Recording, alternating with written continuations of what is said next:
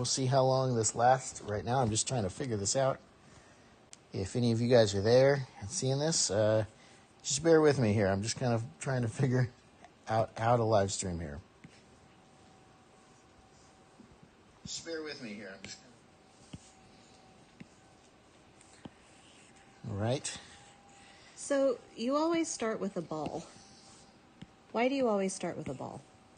So my wife is joining me here in the live stream, and she's going to be asking questions. She doesn't really come from a modeling background, but I invited her to come in and join, and feel free to ask any questions that come to her mind. Oh.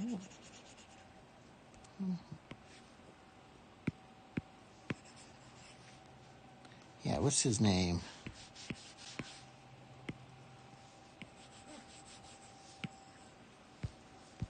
So right now I'm just kind of playing around with my form, just getting comfortable, getting into the swing of things.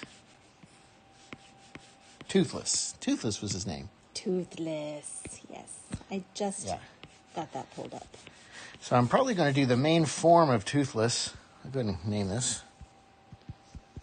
Toothless. Oop. Just call him Toothless. We'll call this ENDER Toothless. Let's see how that goes. All right. So I'm going to be looking off of my wife's phone here.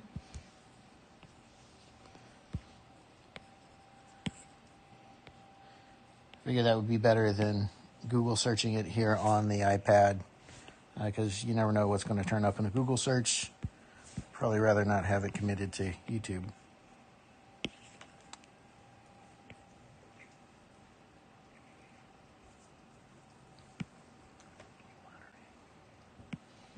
All right.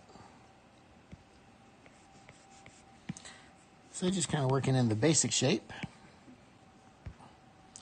Again, not really going anywhere specific just yet. Taking a look at Toothless here. And I've got the voxel remesh resolution down pretty low. If you guys watch my channel often, you know that usually when you're watching videos of me sculpt, it goes really fast. Now you're going to see the speed in which I actually work. Not quite as fast, but we'll see how quickly I can get things moving along here. What was that remeshing thing you just did? So I remesh as I go to increase resolution, because the resolution of the model gets stretched as I go. So if, for instance, if I were to drag this out, you can see it stretches and I have less geometry to work with. You do that, I can't really add detail here because it's all stretched. So what I do is I remesh and it recreates the model. It remeshes things so I have geometry to work with again. Fortunately, Toothless is a pretty simple shape. I think I'm just going to do a bust. Here I'll probably do a long neck. I'm not going to do the whole dragon in the interest of time.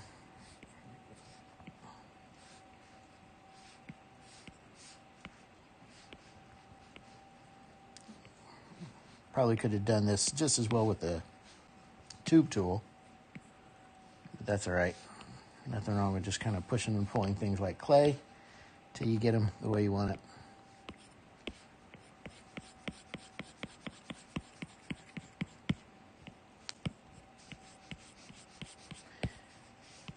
Toothless was designed by Chris Sanders. He's an awesome character designer. He's the same guy that designed Stitch from Lilo and Stitch. And as such, they both have these big chihuahua eyes. So we're getting there. Toothless is actually a little closer to the front of his face, maybe. Get that in there.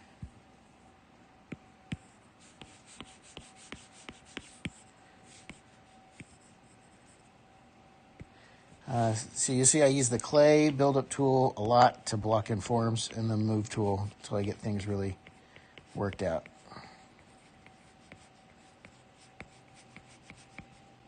That's really all I'm doing right now, is just blocking in shapes and forms.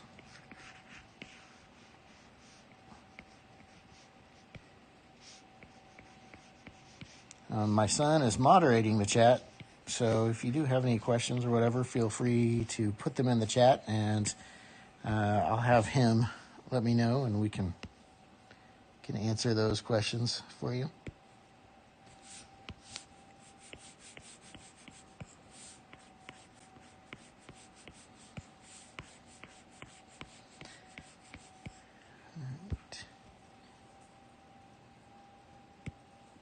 I think the Ender Dragon has horns, whereas Toothless has these like ears, so I'm going to have to figure out kind of where I want to end up with those. I'll probably do the horns, since this is going to be probably a little more Ender Dragon than Toothless. So I'm thinking I might want to split off the jaw and create have his mouth open. So to do that, I'm going to go ahead and go into an orthographic view. I'm going to select, do a lasso select on the jaw.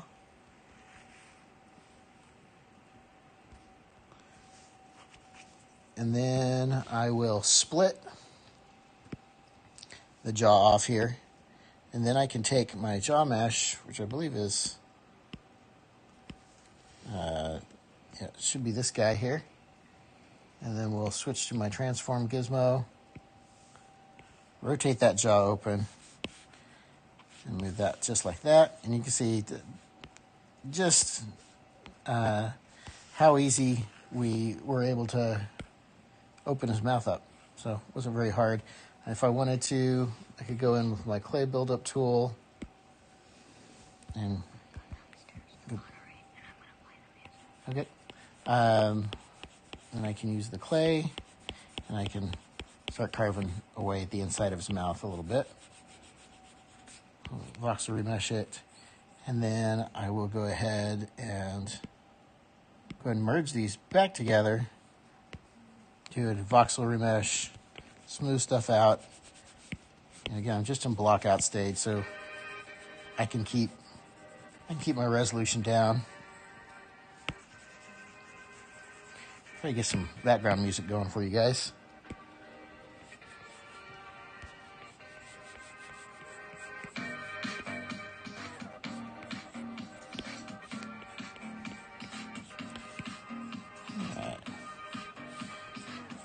All right, I'm going to go ahead and block in the eyes.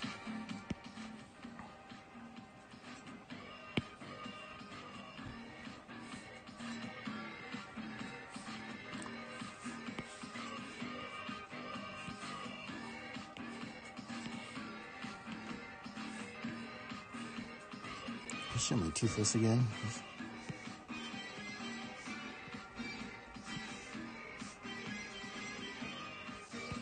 that too loud? Probably a little loud here. Turn it down.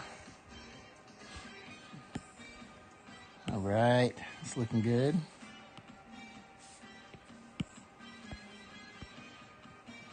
I am watching this, and I don't even, I have no idea about this program. It's amazing to watch.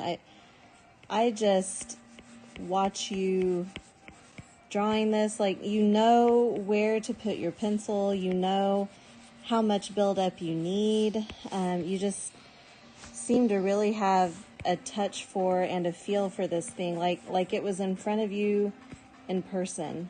I wonder if you could just talk about, when you started as a beginner and what it took for you to get to this point, being able to see this shape and move it and understand what you're doing with it the way that you do. Okay. So I've been drawing and modeling just about my whole life. I've done a lot more drawing than modeling. But before Nomad, I was using ZBrush, which is a pretty common sculpting app on the PC. and got pretty comfortable with that. In the past, I've used Sculptress, which is kind of like a ZBrush Lite as well, and even done some sculpting in Blender, as well as before Nomad. What I was actually doing a lot of sculpting in was VR, and so over the past few years, I've done a lot of toy design and toy modeling, and you can check out my Instagram, see some of that work. I believe there's a link in my YouTube profile. Just Eric 3D is my tag there. But really, you know, a lot of these tools, especially in VR and in Nomad, they've become more and more like clay, and it's gotten to where you have to think a little bit less about the topology. You know, obviously, I'm still thinking about the topology when it comes to remeshing, but it really lets you focus on creating good forms and just learning how to adapt 2D designs into 3D. Really, just the more you sculpt, the more you kind of get used to those things, and you kind of get a good sense for character anatomy and those sorts of things. I don't know if that's answering what you're asking.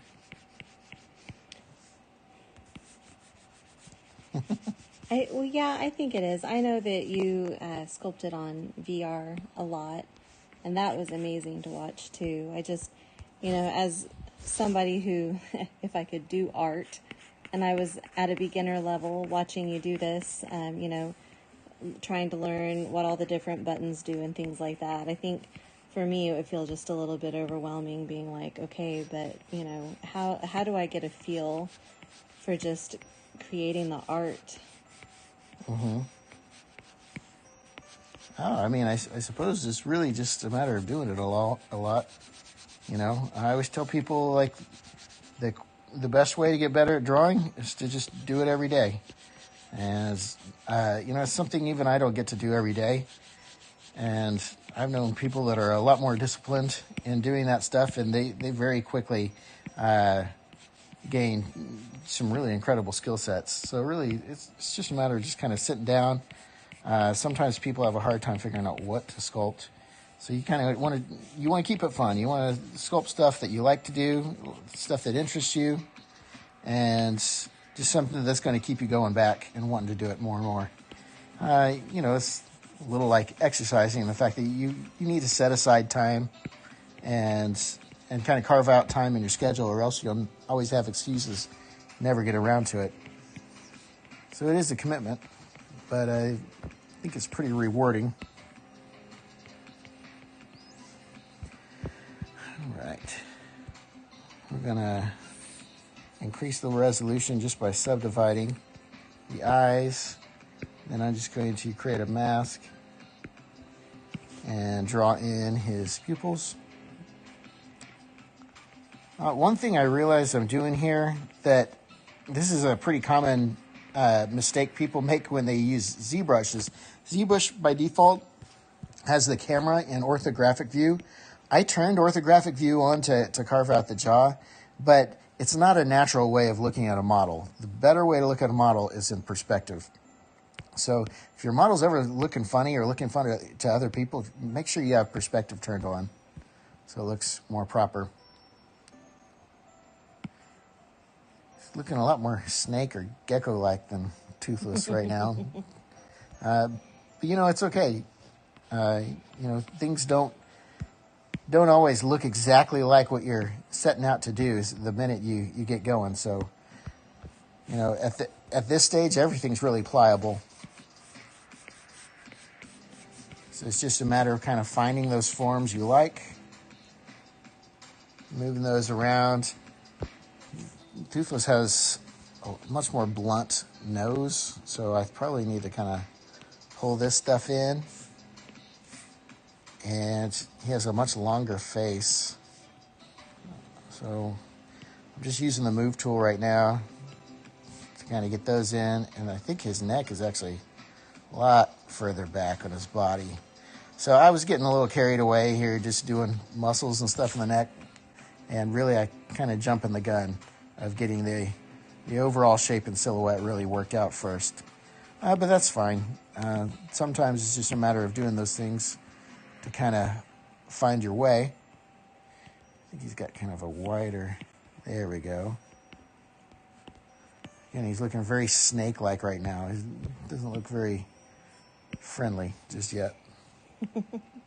We'll get there.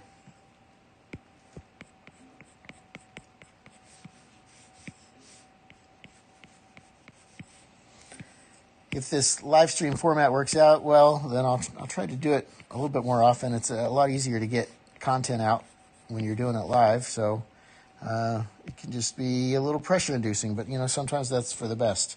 It's a good way to grow, is to get yourself under pressure. If you've ever done caricatures or something like that, you get a good sense of what that's like. Not always the most comfortable thing, but it can really help you grow. Okay, I think he's getting a little friendlier. I think the trick might be actually in pulling up the corners of his mouth here, making him look smiley. Oh yeah, that's good. So let's see, he's got almost more of a dog-like snout. Kind of work that in. My wife is pulling up some different views of Toothless, and he actually doesn't, his eyes aren't exactly as oval as like a snake, a little bit more rounder, so I hope the audio quality is okay on this, because I'm using just my iPad microphone. I'm not using any sort of fancy setup here. I'm new to this live streaming stuff, so. You can't hear the message, so it doesn't even matter. Look at the comments.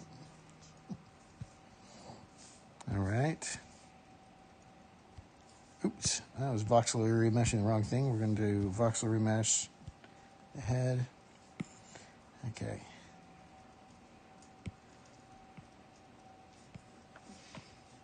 There we go. So Toothless really has kind of the flat, kind of bottom half of the face.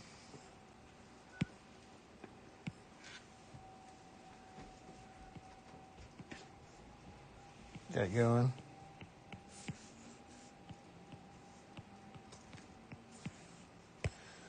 It's starting to look a little more Toothless-like. Might actually want the eyes maybe a little bigger. Oh, but before I do that, if I try scaling this out, it's going to scale without the mask. You know what? That's probably okay, because he's got those pupils in there. That's probably fine for now.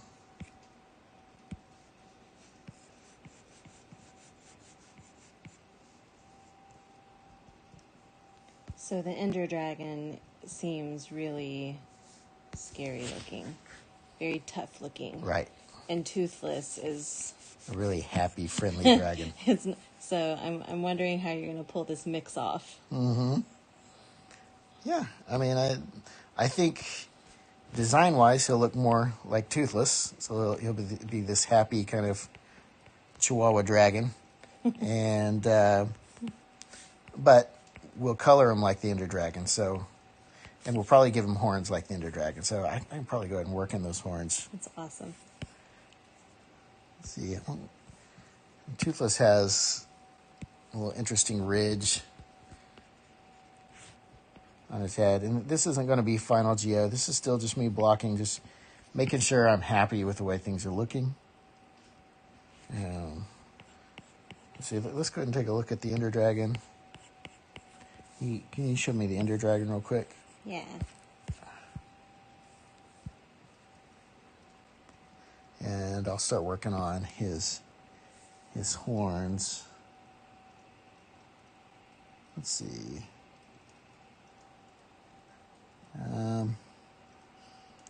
Of course, in Minecraft style, you know, the Ender Dragon is very, I guess he's very open to interpretation in terms of designs and design. Again, I'm not as familiar with the Ender Dragon. I have played Minecraft, but side note, I get motion sickness from first-person type games, and Minecraft is no exception, and as a result, I don't play it very often, as much as I would like to.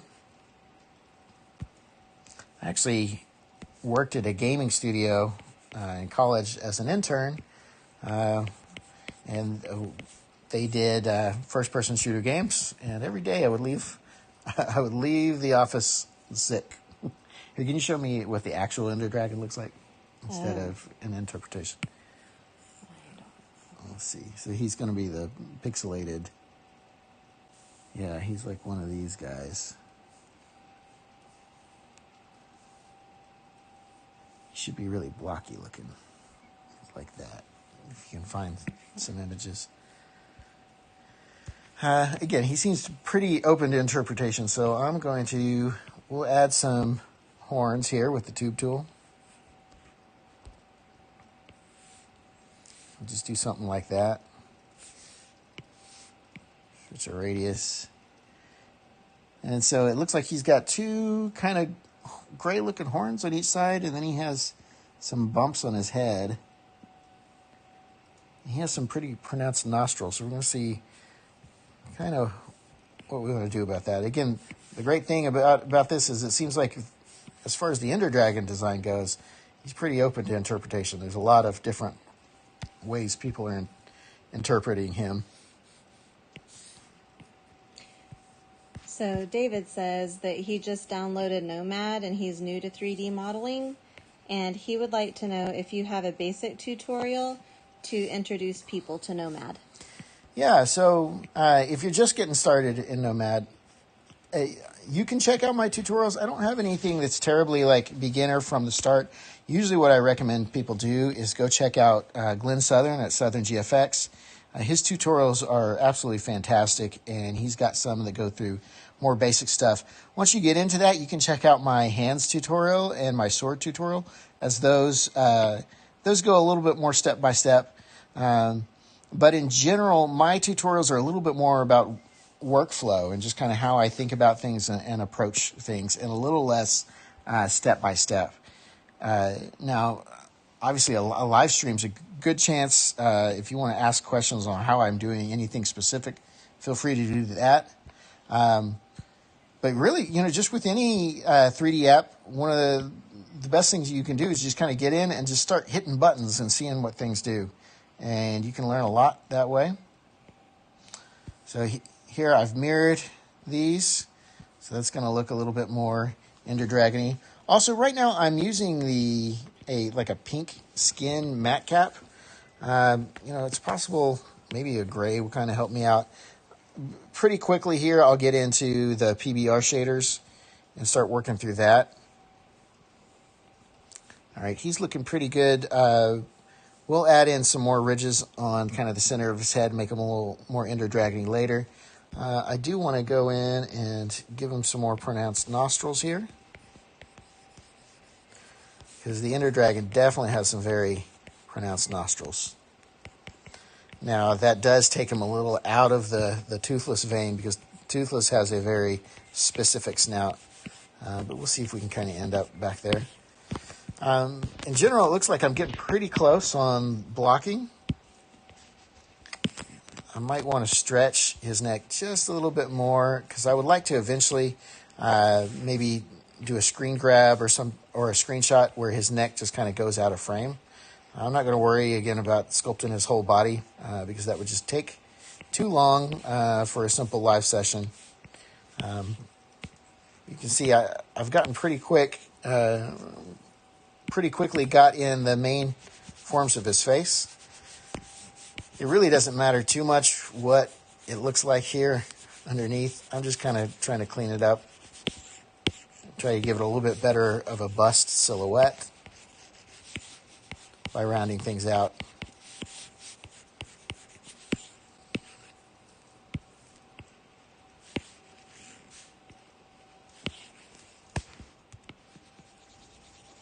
And, the best time to do that is when you have a low resolution on your voxel remeshing, because then it's really easy to sculpt, or it's really easy to smooth things without just having to really work the smoothing back and forth and back and forth.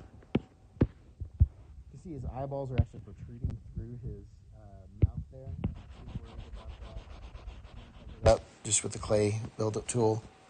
But I'll probably create a tooth ridge here in a little bit. We'll go in his face.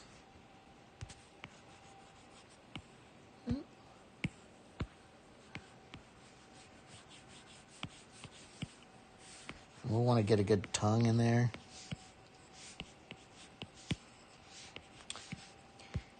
David would like to know, who are some of your favorite traditional sculptors? Oh, that's a good question. I come from a drawing background, so I probably know a little bit less in terms of traditional sculptors. I'm trying to think. Most of my sculpting kind of inspiration and background comes from probably toys.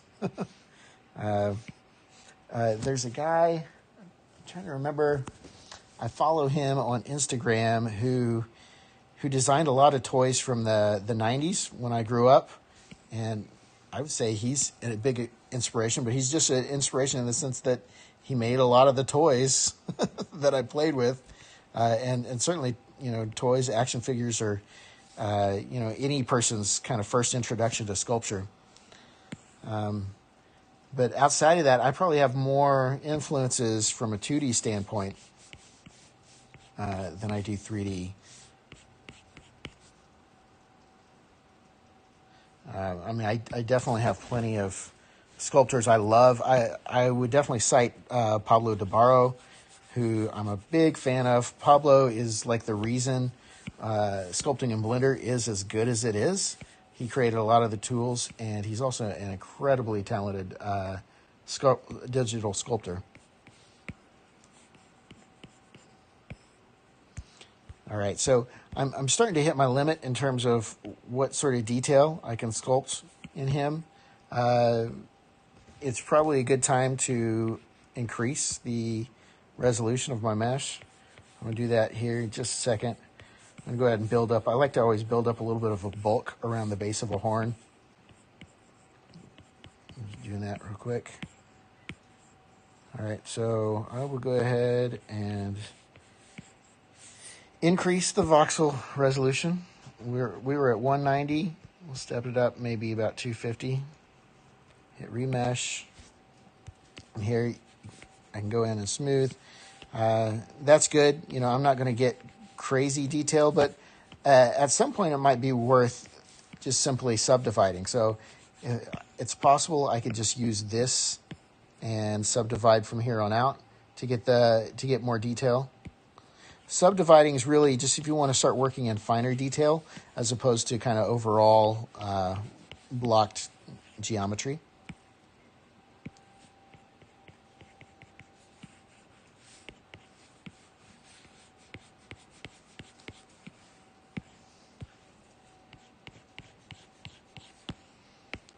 So one of the things I was playing around here when I was blocking out was the muscle that wraps from the back of your ear and goes to kind of right below your Adam's apple. Trying to make that a little bit prominent. I don't know exactly what that muscle is called. I was actually reading about it just the other day.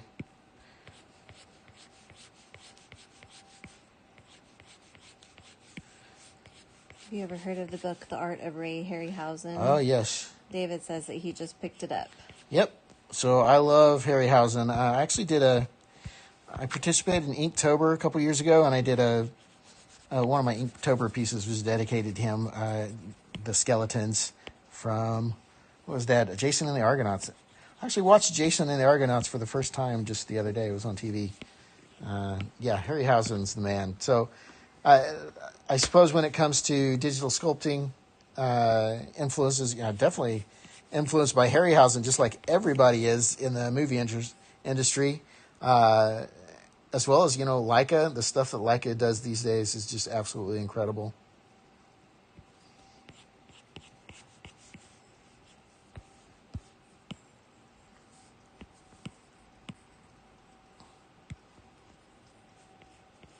I watched a really interesting documentary, I think, on Harryhausen not long ago as well. I can't remember. I think it was on Amazon Prime.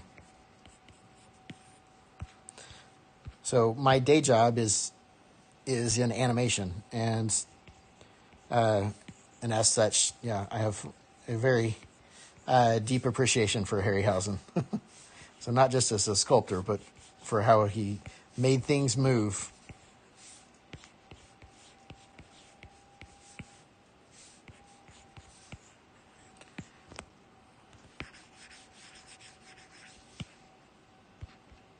All right.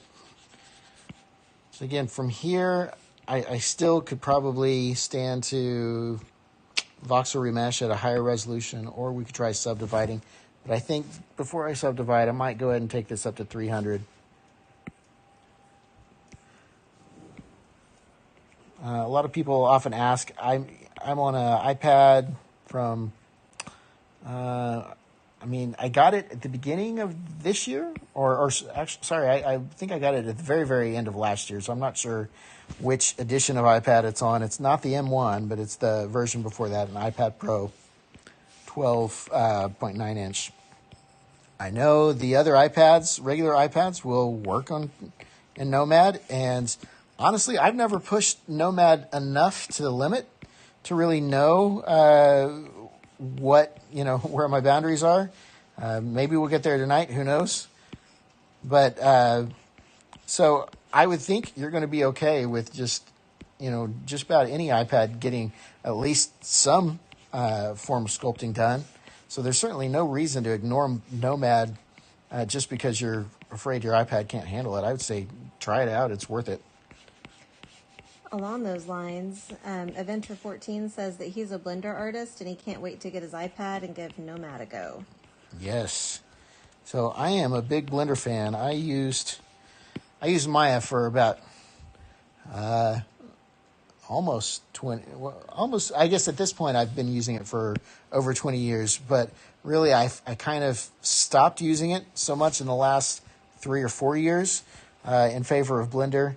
Basically, ever since Grease Pencil and Eevee started to come into shape, I hopped over to Blender, and man, I absolutely love it. And then through that, again, discovered Blender sculpting tools, which are also really wonderful. Blender sculpting workflow is very similar to what we do here in Nomad. It's in terms of remeshing. And, of course, Blender is an absolutely fantastic way to get some cool renders done of your Nomad models. Of course, Nomad has some great rendering features built in, but it's always kind of cool to see it in a ray traced renderer such as Cycles. And Cycles is so fast. There's a lot of reasons to love Cycles.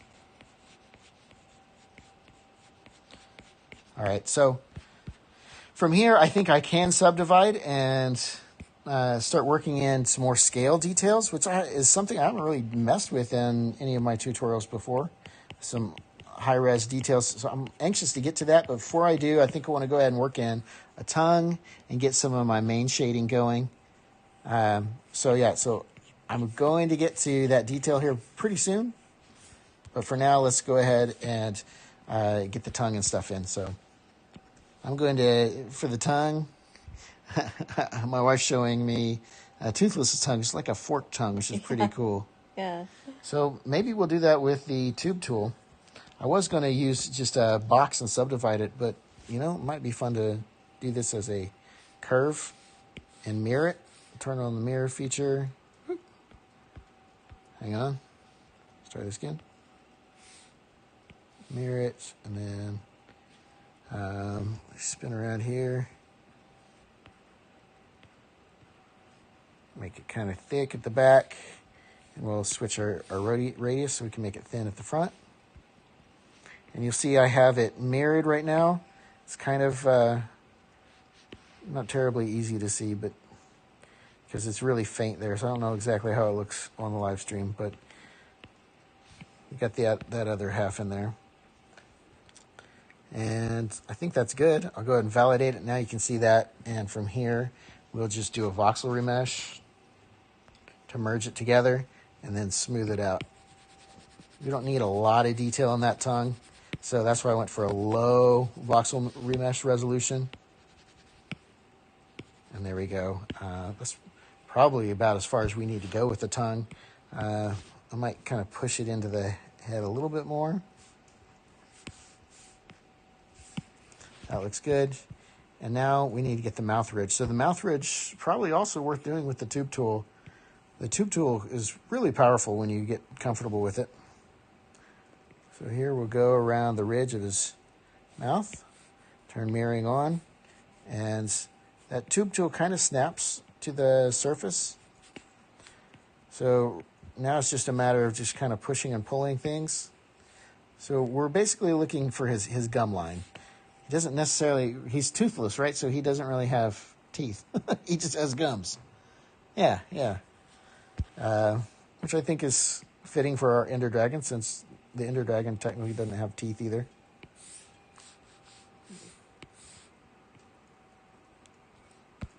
Right. One of the annoying things about the tube tool is sometimes you have to zoom way in to really be able to edit the radius. Oops. Because by default it wants to give priority of your selection to the curve points. I think that looks pretty good.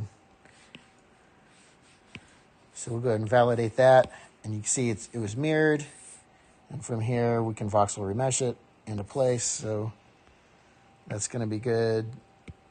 Let me go ahead and use the move tool a little bit, and from here we can just clay build up kind of the teeth ridges, so you can see, get those worked in.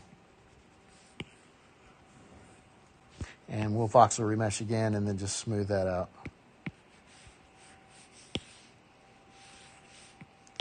All right. Awesome. I think he's definitely has a toothless look to him. He does. I think toothless has a little bit flatter of a jaw. That might be kind of tricky to thin out. Might have to use the clay build-up to really get that.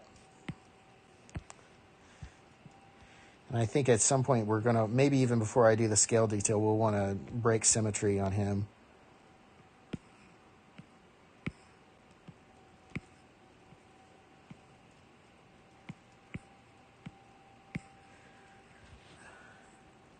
Now when people are requesting that I sculpt the Ender Dragon, they probably were hoping I would do something scary and frightening. So apologies for that. It's not my typical bag, I guess. All right, let's put a curve. Mirror the curve. So again, just doing the exact same thing we did. Okay, you see here it didn't actually snap to the surface, and that becomes a pain. Push and pull things. If you're new to 3D, one of the things you have to figure out really quickly is always be turning your camera around and around and around, because if you just work in one view, you're really missing out on the big picture. Things can look right from an angle and be totally incorrect from the other angle. So just be aware of that. Never get too comfortable in one place. Always be turning around. One of the reasons why VR is such a compelling use for 3D modeling, because you're in 3D. You see things in multiple views technically at the same time with both of your eyes. All right. His teeth in here, or his gum teeth. All right, and these are going to be pretty fun when we color them, so I think we're going to go ahead and do that. So everything I've been doing up to this point is in matcap mode, and that's just a really easy way to very quickly see kind of the shading and forms. Matcaps are really strong for that without having to really get too far into lighting. But I think now is a good time when we start getting into detail that we go ahead and move him into PBR, which I forget what PBR stands for in case anyone was about to ask that question. But PBR is basically the common standard for real-time shaders and materials, and basically dealing with roughness, metallic properties, specular properties. So we're going to go ahead and start coloring him. Since you're about to start coloring, I'll mention that Ormer Geesh has suggested to maybe try adding some purple particles like the Ender Dragon. Oh, some particles. That sounds like a challenge here. All right, we'll see. We'll see what we can do. That'll be a last thing. Oops. I didn't type in horns. I typed in harns, but that's all right. Maybe that's the accent he has. All right. All right, this is his head. Just doing some quick organization so I know when I'm coloring things, what I'm coloring. Tongue. Come on. Tonga. I like that. Tongue, and this will be teeth. We'll go ahead and merge the teeth together. Or gums, I guess. Gums. All right, so we'll hop into the head, and we're going to now go into PBR mode. And we do that by clicking on the little sun icon there, hitting PBR. And as you can see, we don't want our Ender Dragon to be white. So we need him to be... I don't like to make things totally black. Things are rarely totally black when you look at characters and stuff. So give him kind of a bluish purple skin. I think that looks good. And you can see as you adjust these things, the materials, you can kind of get a feel for what everything does. Might give him a little bit of metalness since he's got kind of a sheen to him. And then we'll hit paint all. And let's do that on the eyes. So the eyes, this will be where we probably first start seeing him to look like an Ender Dragon, because we'll make these hot pink. John Munoz is asking, how many gigabytes does your iPad have? I'm not even sure. I'm so not a tech specs guy. I believe it's a 512, but I could easily be wrong on that. Which iPad are you working on So this right now? is the iPad Pro 12.9. Again, it's not the M1. It's the generation before the M1. The M1 came out this year. All right, for these eyes, I could make them specular, but what I think I'm going to do is actually make them kind of glowy. And the way we do that is we click on this material up here, and you can set it to additive. Oh, I'm going to go ahead and paint all on there. And eventually, when we turn on some of our effects, you'll see kind of that these will begin to glow. Before I do that, though, I'm going to go ahead and paint the inside. And I'm just going to go to mask mode, invert the mask, and then we'll paint that black. Mm-hmm. And then paint all. Thanks for stopping in, David. He says he's going to bounce, but you're doing great, and he hopes that you keep doing these streams. All right. Thank you, David, for tuning in. Again, we'll see how these go. All right. So that's looking good. I'm going to go ahead and hop on, turn on ambient occlusion. So now that we're in PBR mode, you kind of want ambient occlusion to really see your forms a little bit better. And we can see if the bloom, I think I'm probably not doing the bloom quite right to get those eyes totally shiny. I'm on additive mode, which I believe is what we want. You just got to switch it to always unlit. Now he's looking like an Ender Dragon. That's always fun. So if I take bloom off, you can see how that's really what makes the glow happen here. I'm going to go ahead and keep it off for a second, and we are going to paint. My paint tool. And I want to paint a kind of a red. So a deeper red just around the iris.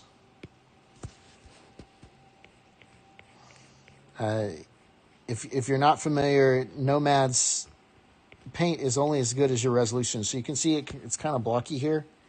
If I want that to be better, all I have to do is subdivide it. And you see it smooths it out. And even still, there's still some kind of blockiness. I could even switch the little blend or the smudge tool, which might be fun to do. And just try to soften things a little bit. But, we're not planning on getting terribly close to this eye. Let me go to my paint tool again. And I'm going to set my paint options. I believe it's here. Where is it? Nope. The pressure setting. I want the pressure, make sure it's mapped to intensity. I wish it is. Okay. And then just want to do some light veins in his eyes here.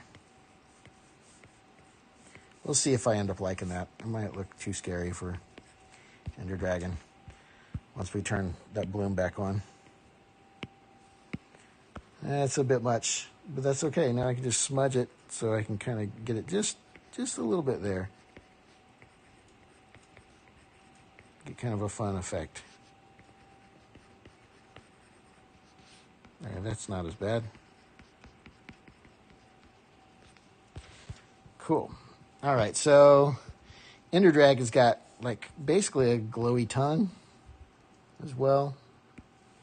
So we're going to keep working through the other pieces. So I'll probably set this to unlit as well and just do a paint all. So again, that's additive mode, always unlit. There it is. His gums, though, I will probably keep. I'll keep it off the unlit, so they won't be glowy, but they'll still be pink. So we want to make sure they're shiny. Do something like that. Maybe a little bit more red. All right.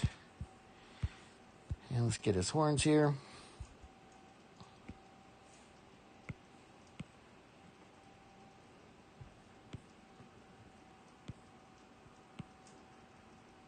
So similar with black, I don't like to go fully gray. I like to have a little bit of color in there just to play with. So maybe we get kind of a blue and try that. So mess with the roughness. Get them kind of shiny, a little metallic. And hit paint all. Okay, he's definitely starting to look like Ender Dragon now. I think I do want to paint on the inside of his mouth. Let's go for kind of a deep pink purple, like that. And just kind of cover the inside of his mouth. Oh, a little trick here. So you can see it's kind of shiny on the inside of his mouth. Even though that might be the way things really are, if you will turn the roughness all the way up and the metalness all the way up, you can get it to where it's pretty like unlit looking. So a little trick for anytime you want something to appear really dark, you can do something like that. Like we might even do that for the insides of his nostrils a little bit, just so it kind of falls off to this dark, deep purple. There we go. So we don't have to worry about any annoying shine in the eyes. And if I let that brush kind of carry out to the sides of his teeth, it'll kind of create some fake ambient occlusion in there. So we may even go in just a little bit here on the insides of the mouth. You could even create some eyeliner by doing that. And again, here on his nostrils. All right. He's looking pretty endery. I think we want to add some more horns to match. You can pull up the Ender Dragon again. I want to make sure I'm matching his form just right. Let's see. While we get that pulled up, I can kind of start working in some detail, but I think at the end of the day, we're going to have to create that detail by subdividing the model. Clay brush is really good for adding some striations. You see just around the lip. Okay, so I'm looking at the Ender Dragon. Yeah, so he has some spikes that kind of come out the top of his head, which we'll do with the tube as well. I think he just has two. So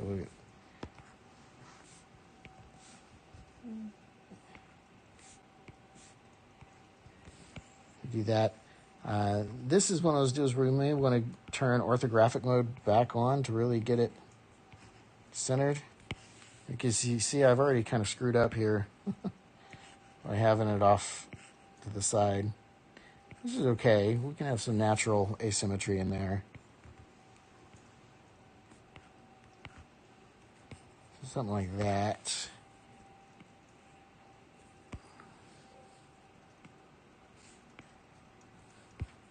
So there's one. That's pretty cool.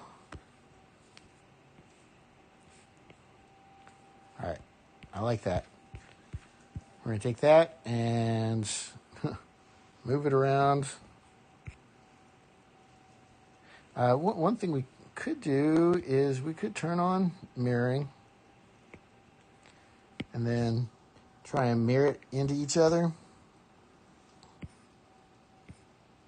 And then voxel remesh. So if I want to try to get this a little bit more symmetrical, we can see what kind of damage we could do with this. I think it's going to work, actually. Let's see.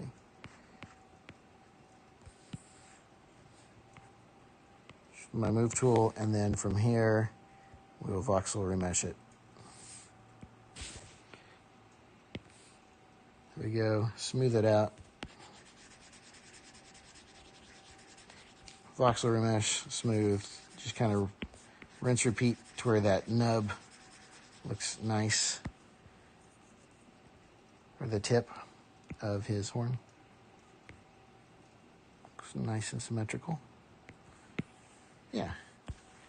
There we go. Look this out. All right. From here, I want to duplicate this. I might scale it down just slightly. Feels a little big. Duplicate it and move it back like that. Like that. And I think Ender Dragon has 2, but I'm going to do a 3rd. I like things in 3s.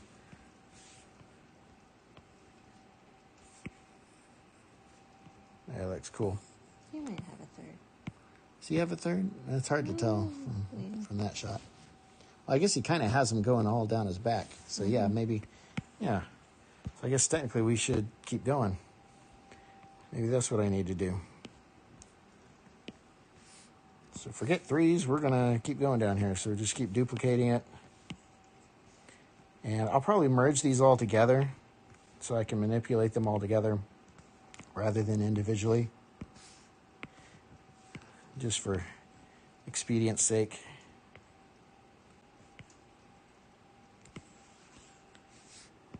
So here I'm just switching to the layers panel, duplicating it, transforming it. If you guys have watched Glenn Southern's, any of his feather videos, he does a lot of this. And he'll even like take some duplicated ones and group them together, merge them together, and then start duplicating those groups, and so on and so forth. All right, let's do one more. I think that'll work. All right, now from here, we're just going to take all these tubes, which should be, in theory, are all the horns, and you might check the first one, just make sure. So yeah, do a simple merge, and then we want to make sure we get the same gray. So I can hit the color picker, click on the gray, there we go, and hit paint all. So now his horns are there.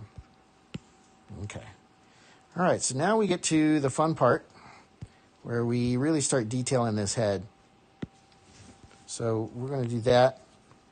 I'm going to, instead of voxel remeshing the head, we're going to subdivide the head. Might do it twice. It's not going to, it's like, are you sure? No.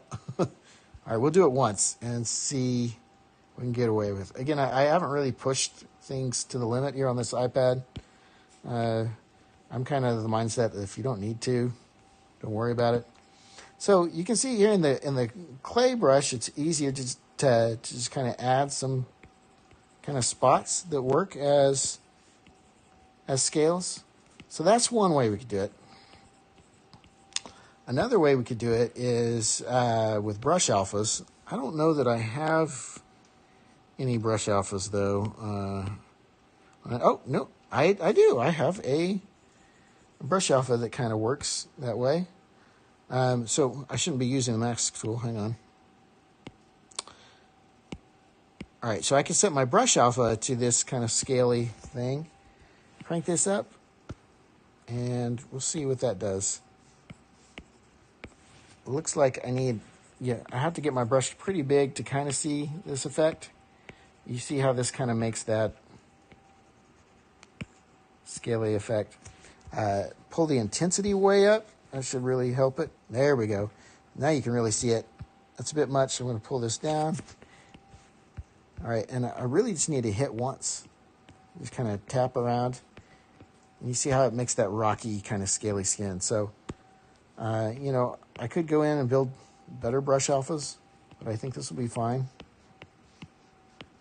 So this is me just kind of tapping. I kind of have to drag. I think I have to drag on my brush because I have some scales worked out with the brush alphas to then go back and use like the sharp brush or use the clay tool to kind of go in and break things up a bit and kind of make it a little more customized. At least that's the way I do it.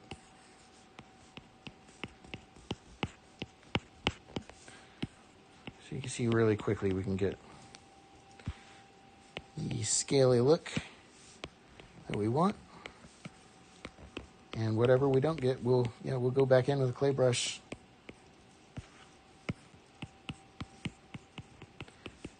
All right, getting there. This part can just be a little time consuming, a little tedious.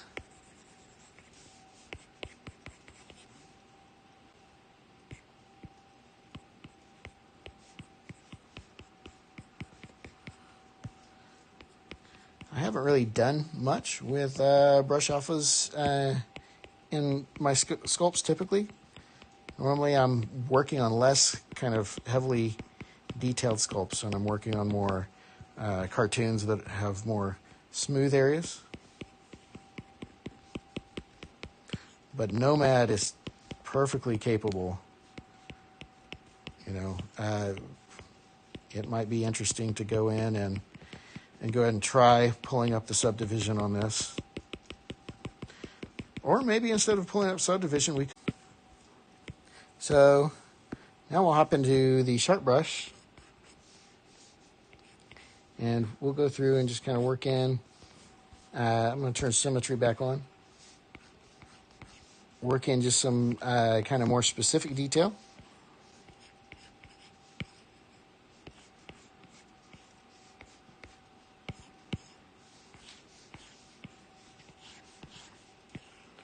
And we will also do the clay buildup. And just build up around where those horns come out of the flesh. Kind of have it bulge like they're really pushing through, like you would on your teeth. The way you have your gums kind of wrap around the base of the tooth. Oh, and of course I'm doing that, and I have my alpha still on, so things are looking particularly rocky and detailed. I'm actually going to take that back off of the alpha and redo that, get that back in there. There, so we have some more nicely designed, I guess, clumps and things that look a little less like just dirt clods. All right, work these around really quick. I don't know how much we're actually going to see the backs of these scales on a render when we're probably mostly showing off the head, but we'll call that good. CZ says, enjoying using Nomad to create sculpts for the last 3 to 4 months now. Also enjoying the fact that once you create a sculpt, you literally have reference for hundreds of angles for 2D drawings. That's right. So, one of the awesome things about having Nomad on the iPad is very quickly being able to block out a 3D form, and you can pull it into something like Procreate just as a reference. I've seen a lot of cool uses of people doing it that way, like comic artists. You can make and I see people doing this with Blender and Grease Pencil too, is just blocking out a face really quick and then throwing some interesting lighting on it so you can see exactly how that light plays on the subject, and just using it for reference and then doing a draw over. I mean, it's so powerful. It's so great having this just on your couch or wherever it is you like to use.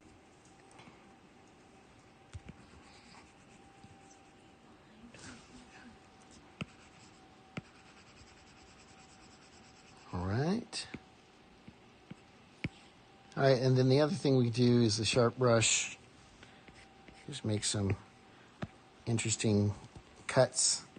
Oh, and the sharp brush isn't default. If you're new to my channel, you might be wondering where I pulled that sharp brush off of. It's very similar to the crease brush. It's basically just the brush with a sharp fall off on it. And I have a quick tip on how to build one. It's very similar to Damien's standard brush if you're used to using that in ZBrush. CZ says, yes, the iPad has up my art time dramatically in the last year. Great to watch your videos on it as well. Awesome. Thank you. And thanks for tuning in and checking it out. It's good to know that people actually are interested in this stuff. It's kind of the fun part about a live stream is being able to hear some feedback in real time. So I hope to be able to do more of these. And so here I'm switching out of subtract mode with the sharp brush in order to pull out some harsh, sharp edges around the creases. Just kind of up the contrast of those folds I had done. All right, so that's looking pretty cool there. All right, so a couple other things I want to do. I'm going to select everything just because this is bugging me, and I'm going to move it up so he's not sitting there in the middle of the grid. And I want to add some lighting, but I also want to add some asymmetry. Asymmetry is going to be a little bit tough because I have the horns and stuff in different layers. So let's just see what happens. I could simple merge them. Maybe I try that. We could do a simple merge of the head and the gums and the tongue. And we'll see how it likes that. That head, again, is really high poly at this point. But I'm just looking at a way, oh, of course I have symmetry turned on, to add some asymmetry into the mesh.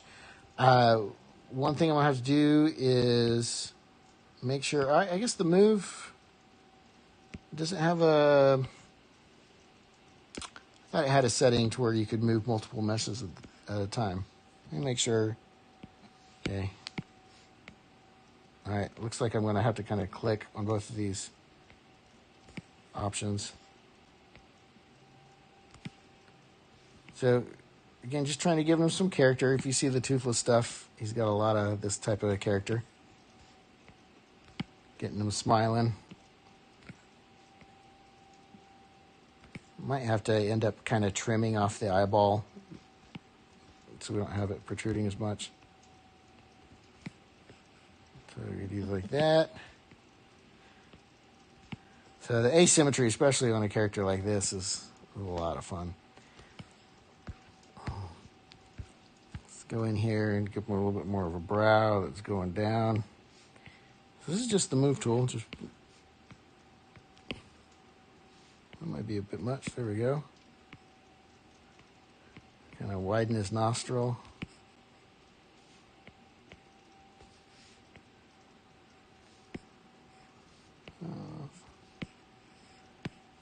There we go.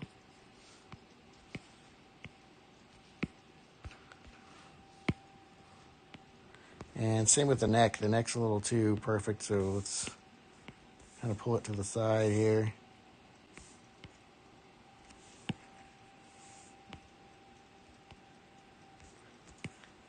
All right, now I'm going to select the eyeball, and I could either trim it or maybe just push that geo back in the head. That works.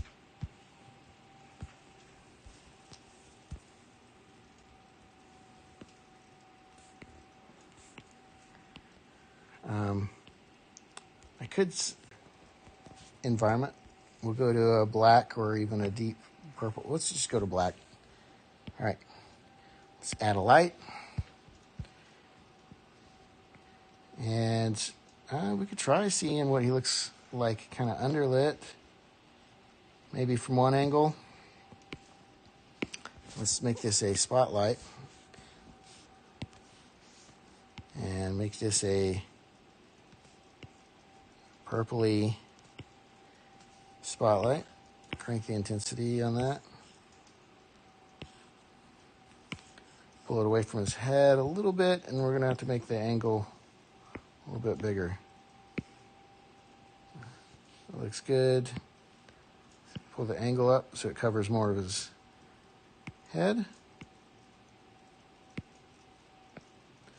At this point, it might be worth even turning off the grid. Let's see, where's my grid options here? There we go. All right, then let's add a blue. We're going to do a blue rim light.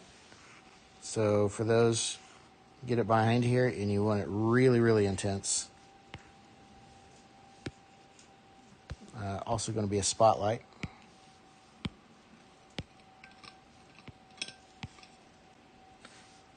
Crank the intensity up a lot.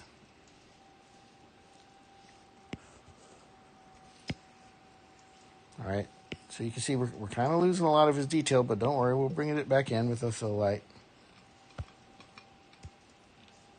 All right, it might be a little too intense. We're just trying to get it to highlight, there we go, his shape here. And now let's try another light. And with this one, maybe we go a little bit more to the side. Front. And again, we want spotlight. I want to do spotlight so we can keep the fall off on his neck. So I always forget, you can hit the little ellipses by the light here to switch things.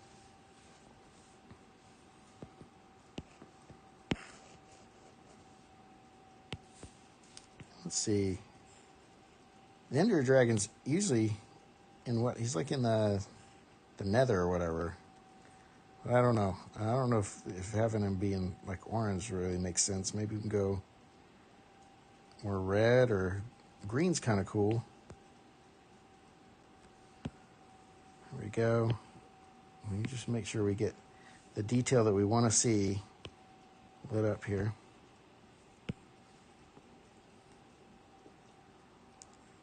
Yeah, I guess there's some, like the portal is kind of a blue-green. Looking up some images here.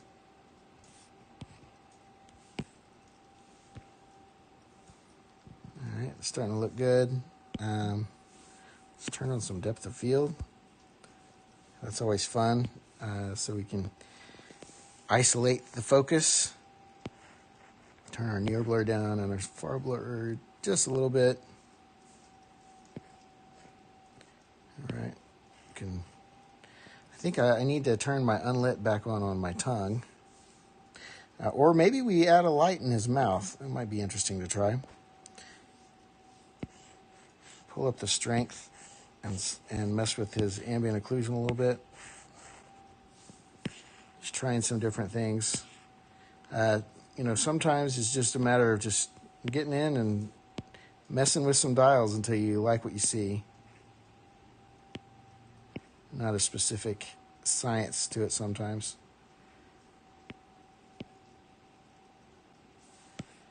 All right, yeah, let's see if we can add a light in his mouth. Oh, I've maxed out my lights, so maybe not. Let's select his tongue. Switch that to always unlit. Whoa.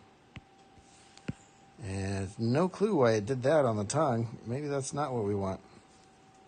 Oh, that is because I merged all my objects together. So hang on here. And that's exactly why the tongue wasn't glowing anymore. So I had merged everything into the head, so I want to separate things back out. Unfortunately, it's all called head now. That's okay. Here's the tongue.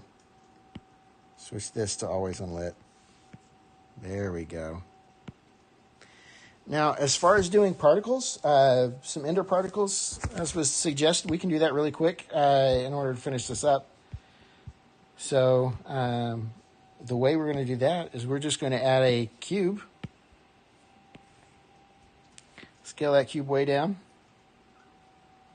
Bring it up here, and we're going to make it pink and unlit. Ormergish is asking if you can add particles. Yep, that's what we're doing right now, adding the particles. So switch it to additive, unlit, and I'll make sure you hit paint all here to get them pink. All right. So unfortunately, it's going to take a little bit of time. So we'll do a few. I guess maybe they kind of come out of his mouth. What do you think? They come out of his mouth, the particles? I don't know. Let me look. All right. And this is kind of going to be like we did with the horns, where I just kind of duplicate, move things, tweak it a little bit, duplicate, move things. Get some really tiny ones in there. Looks like they're coming out of his mouth. Oh, yeah, they are coming out of his mouth. Okay, and what I might do here is I'm going to take these ones that I've just made, and we're going to merge them together and then duplicate that. And you see, here I can get another little section really easy. I guess when I merge them, I lose that always unlit, so you got to go back and make that setting happen. All right, so scale them down just so they're a little bit different. Duplicate it. Scale it down. Just get some interesting variation here. Duplicate it. Move it around, just ad nauseum.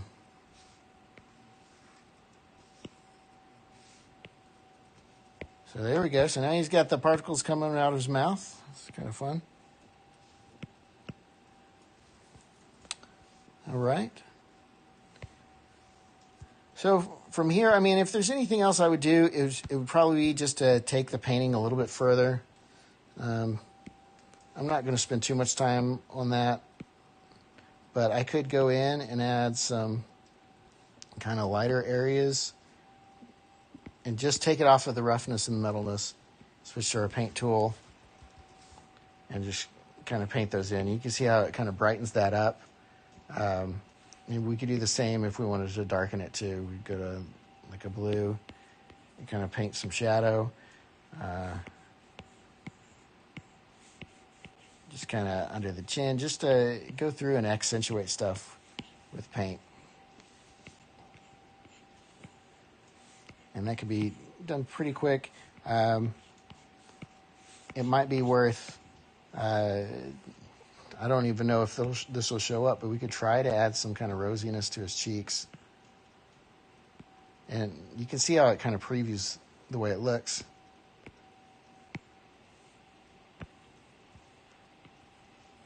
There we go. We can kind of give him some blush. Just really lightly.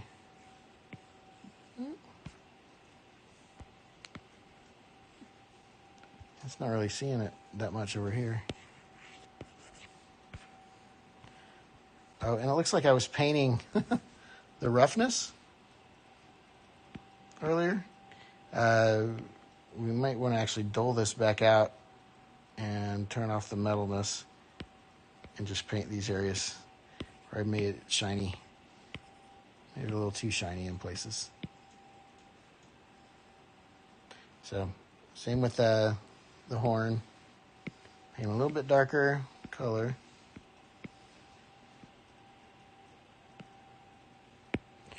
Just go in here. Just add some shadow to places.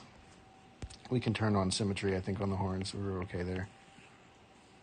Oh, but I did make them asymmetrical, so maybe not. So, anyways, we could spend a lot of time on that. I'm not really going to take the sculpt that far, but I think in general you get the sense of how he looks. Try to see if there's anything else we want to add. Some chromatic aberration would be cool, especially for the bloom. Maybe grain, I don't know. Grain kind of adds a little bit more texture to his skin. You just try some things. It's always fun. So, anyways, there you have it. This was my first live session. I hope you learned some stuff. Hope you got something out of it. If you want to see more of these, let me know in the comments below. And hopefully we can get like a highlight reel or a sped up version of the same workflow going here for too long. See, I think there was a way to hide the lighting. I'm not seeing that, and I won't belabor this too much. All right. But we'll just call that good. So I'll save this off, and I hope you guys enjoyed this. And in the meantime, like, comment, subscribe.